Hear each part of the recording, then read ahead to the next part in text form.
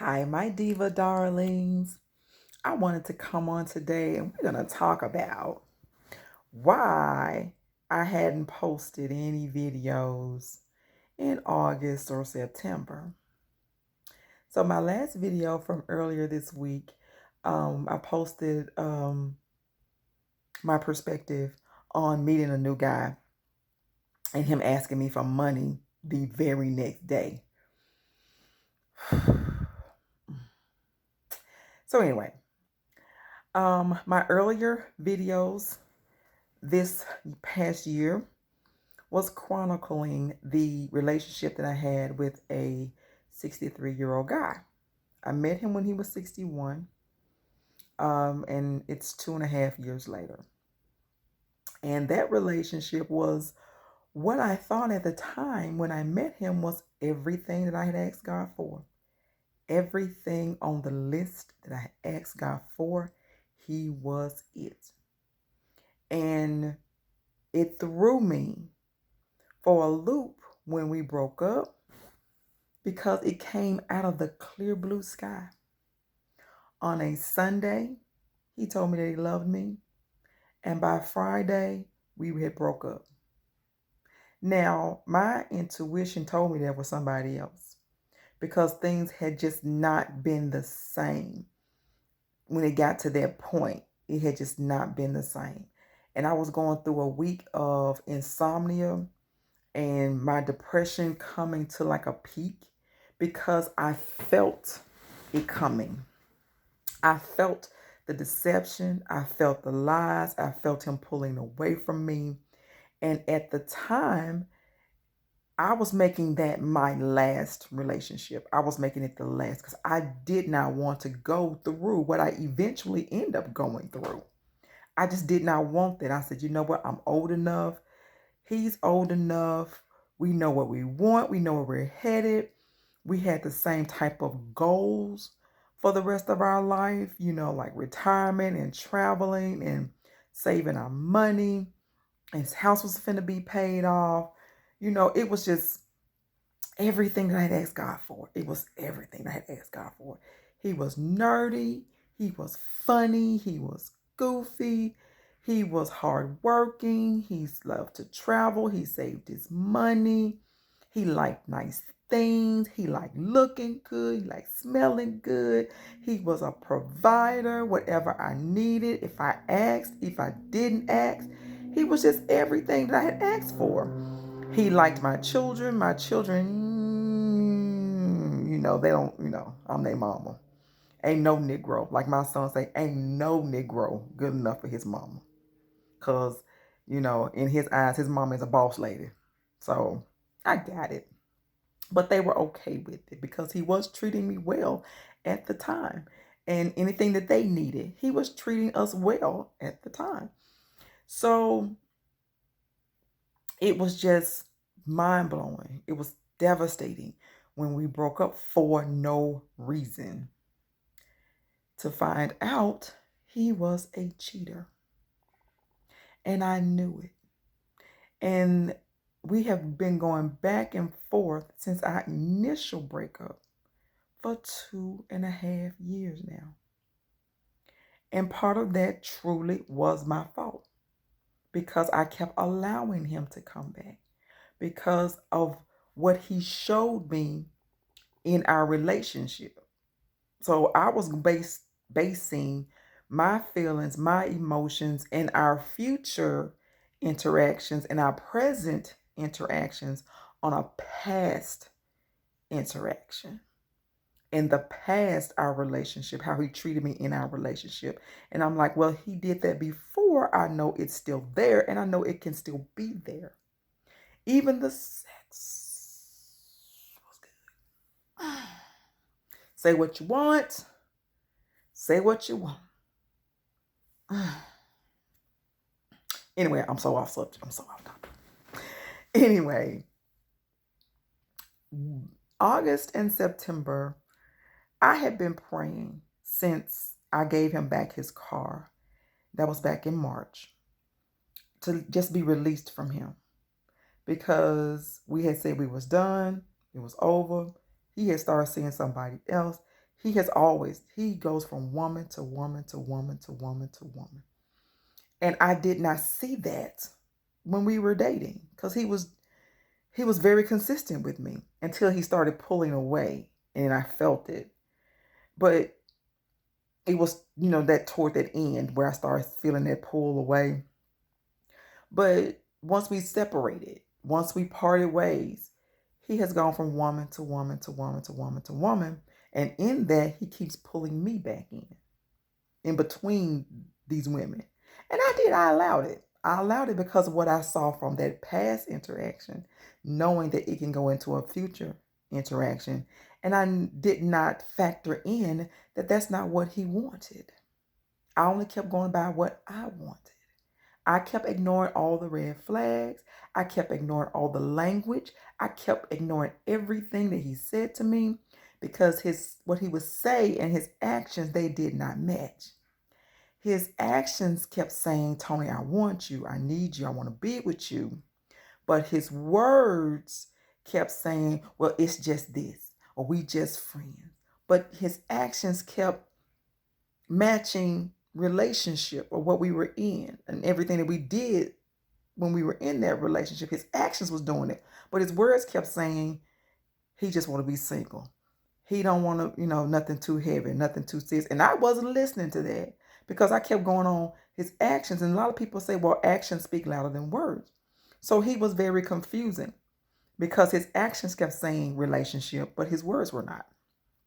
So I fought myself because I was not paying attention to that. So all this time we have been back and forth, back and forth, back and forth. Showed me that he broke up with the woman because he wanted to be back with me. Okay.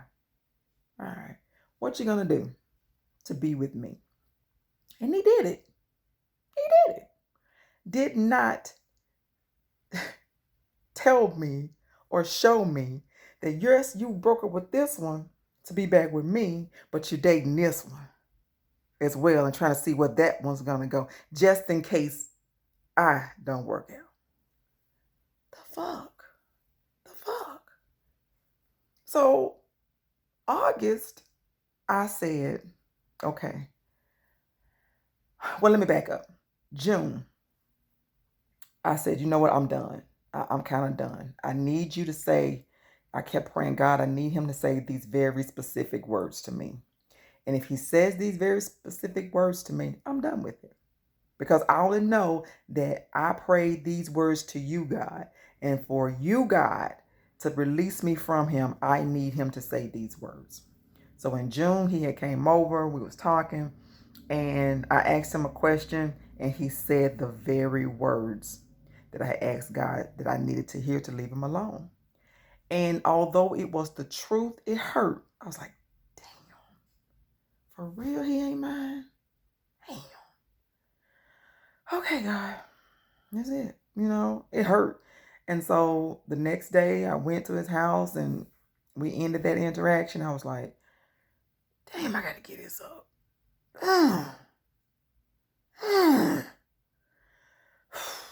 Okay, God, I trust you. So I left it alone. He, every couple of weeks or every 2 weeks or so, he texts me how I'm doing or this, then the third. And I had asked him to do something for me and he did it. And then he showed me where he sent me a screenshot of the email confirmation that I needed him to do something for me. And I said, okay, cool.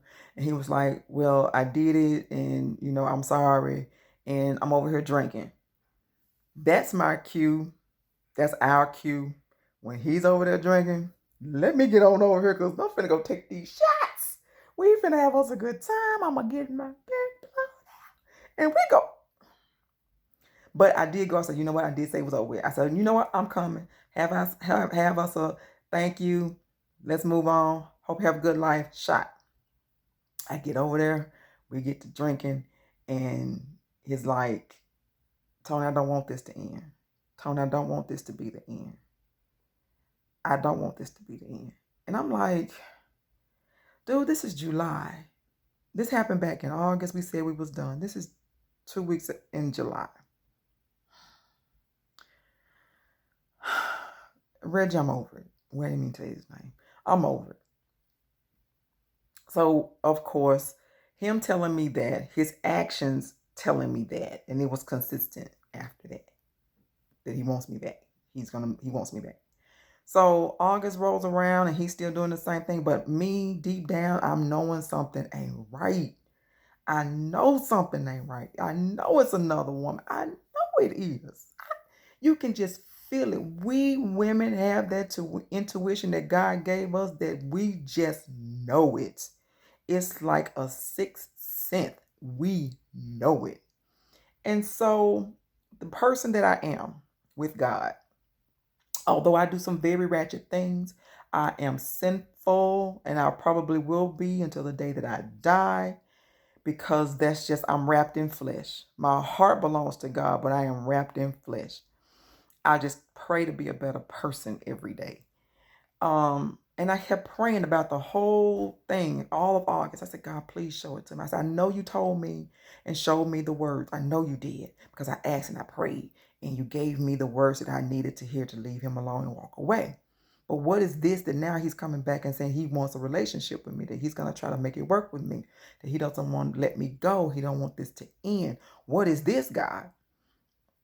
And the Holy Spirit came on me so strong, as it has done in the past. It said, get up and go around there. And I'm going to show you why you asked me for release. Right when I pulled up, she pulled up. I said, Lord, you something else. You something else. I mean, right when I pulled up, she had pulled up like 2 seconds. So she was in front of me and I didn't know it. Pulled up right before me. But you said you broke up with her. But you said you wanted me back. You didn't want to be without me. You don't want this to end. But you got a whole nother woman at your house at 9:30 at night. Let me tell you what this ninja said. So I called him. He didn't answer. I called back. Now he knows me. If I start calling you back to back, you best answer this phone or I'll get him to come around there. I only live 5 minutes away from the man. 5 minutes. Around the corner. So he know how to get him to come around there if you don't answer my phone call. So he answered the phone. Hello. I said, dude, bring your ass outside. Bring your ass outside. He was like, what? Nigga. So we had a whole conversation on the phone while the girl is there now. And finally, she comes out the house. She doesn't say anything to me. I don't say anything to her. She gets in her car. She leaves. He gonna say, Tony, you always jumping the gun. That was just my friend. She came over here to talk about her man problems. I said, at 9:30 at night? Nigga, I was born January the 10th on a Tuesday at 10:02 at night. It sure ain't this night. You always jumping the gun. That could have been my daughter or anybody. Nigga, let's stop this. Let's stop this. I said, I'm not jumping the gun. Because if it was nobody, she could have stayed. I'm still wet from the shower. Because you was finna get you some, boo. It's 9:30. I'm not coming over to another man's house to talk about my man problems. I got my good Judy girlfriends. I got my sister. But I'm not finna go talk to another man at another man's house. That ain't gonna happen. I said, so dude, I'm not stupid. So we had a whole argument in his driveway. And then into his garage. And because he had got caught. He got caught. He went in the house and tried to close the garage. Nigga, you better come outside because I act a damn fool in this driveway. So we had a whole argument, a whole blow up. He's like, I'm going in the house to have a shot. I said, God damn it, I'm coming too. Because see, you ain't getting with her tonight. You ain't doing it tonight. You ain't finna text. She ain't finna call. Y'all ain't finna talk tonight. It ain't finna happen tonight. So we went in the house. We talked about the whole, I went just clean off, just practical shit. Just very practical. I threw his words back at him as well as his actions. I threw all of it back at him. A man that says, Tony, I would die for you. I'd die for you. People who love me enough to die for me don't do shit like this right here. They don't lie to me. They don't intentionally hurt me. They don't make me to look like a fool. Make me look out to be like a fool. They don't do that. The people who say they'll die for me will literally die for me so that I can live a happy, blessed life. That I know. This nigga? No, you don't. I said, you used to pursue me. Your word said, Tony, there will never be a day that you don't hear from me. And when I knew you was messing up was when I didn't hear from you for a while. And then you called me to find out what I'm doing, how I'm doing. You want to come over and have some drinks. Oh, that means you've been fucking off for these last 2 weeks. What you been doing? Pursuing me means I talked to you every day and we hung out or did something just about every day. He works a lot. I work a lot. But we live 5 minutes around the corner from each other. And so it hit him and I told him, people that live 5 minutes from each other, we ain't got to spend a whole lot of time with each other. We live right around the corner from each other. You can come over here for a bit. I can come over there for a bit. You know, we can come back and forth for a bit because we live 5 minutes from each other. It ain't got to be a long time. But we can spend time together. It's not like we live across town from each other. It's not. It's 5 minutes if you catch the light. 3 minutes if the light is green. So does that make sense? That we don't see each other, that we don't spend time with each other? No, don't. So then he had to concede to that. And so he was doing that. But then when he stopped, or it got few and far between, then I knew something was wrong. So August and September, I dealt with that. It happened toward the end of August. And September, I was so not hurt. Well, I was hurt, but I was processing all the lies. I was processing the whole situation. Because the morning, because I did stay the night, and I spent the night and got up the next morning, came home. I sure did. And he had to go to work. And I made sure the nigga went to work. Yes, I did. I can be real petty. Oh, my God. But that morning when we got up, when I say the Holy Spirit purged him from me, I dry heaved for 10 minutes. My whole body was like it was on fire. It was just like purging him from me. Purging. And I told him, I said, I'm going to show you what God showed me in my sleep. I said, open up your phone. I said, I'm going to show you why you are a liar. I'm going to show you why she wasn't over here to talk about her man problems. I said, and you know that your phone was on lock because you had it locked. I didn't touch it or test it. I said, but I knew your phone was locked. I said, because God showed me something in y'all text messages that only you know about, right? He was like, what? I said, open your phone up. I said, hit the last text message. I told him to turn the phone away from me.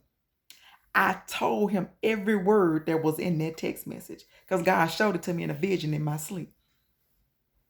He looked at me. I said, feel my hands. I said, the Holy Spirit, I'm on fire. He said, your hands are cold. I said, but my soul is hot, but my body is cold. I said, the Holy Spirit just told you why you are a liar.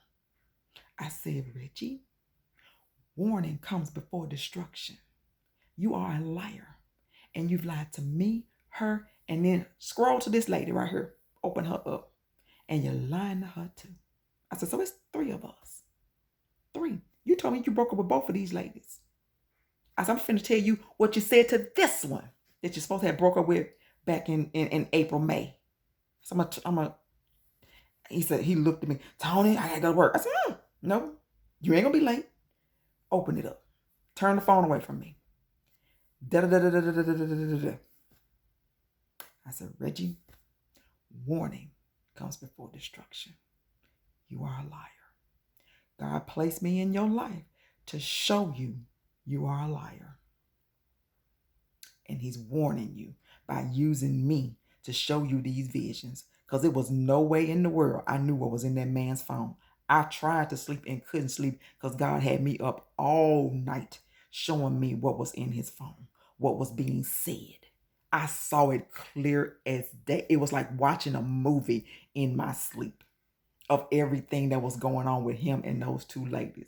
And it freaked him out. It's not really ever freaked me out because I've had visions before. I've never told a whole lot of people. It's only a couple of people that know that I can have a prophetic vision and it'll come to pass.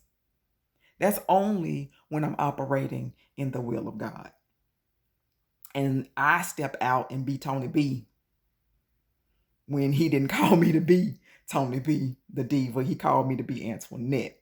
And when I am operating at my highest potential in the will of God, he shows me things. That's why I can manifest things. And I have manifested things in my life. Y'all know that who know me for real and follow me for real and who my friends are truly are, you know, I've called houses, I've called cars, I've called businesses, I've called money, I've called favor, I've called a lot of things into being, not just for me, but for other people. I've called it for my children. I've called it for my sisters, my brothers, my best friend. I've called it for people when I'm operating in my highest potential in the will of God. So all of that was said. That August and September, I had to really process finally letting him go. And what my therapist said, what would life look like without him in it? And so I had to go back to when I didn't know him at all. That's what my life would look like. When I didn't know him at all, I had a great life. I still have a great life. I have a great life. But I had to make myself process that I had a great life before I knew him. I will have a great life after knowing him. I just have to get over and let go of the hurt that was so unnecessarily caused toward me by him. No person has to lie to me, period. I am very open-minded, very open-minded. All I need is the truth. So that was one of the reasons why you hadn't seen me, hadn't got any videos from me, because I was trying to process all of that. And then on top of, I have, my new job and I'm trying to move and I've been writing and I just kind of put it to the side and I didn't want to really deal with it or talk about it. But like I said, I met somebody new, trying to move on. And even that, it was somebody that I was talking to just as a friend who has quit talking to me, basically has ghosted me. I don't really care. I mean, my peace of mind now is the most valuable thing I own. And like I always say, my name is the only person on the deed to my peace of mind. So if you want to stop talking to me and not give me a reason or say, hey, this is not working out for me, I don't want to be friends long distance or whatever the reason is, you can't be man enough to say that to me. I'm real good with it now. God has prepared me for it. I'm real good with that now. Before I would beg for answers and try to get some closure and leave it alone. And boo-boo, if you want to miss out on this thing called Antoinette as the blessing, I'm going to let you miss it from here on out. My peace of mind is too valuable, people. Yours is too valuable for some bullfagger-naggery. So let's live like God intended us to live, my diva darlings, and we're going to be okay. All right? I will see you next week. Love you bunches. Bye.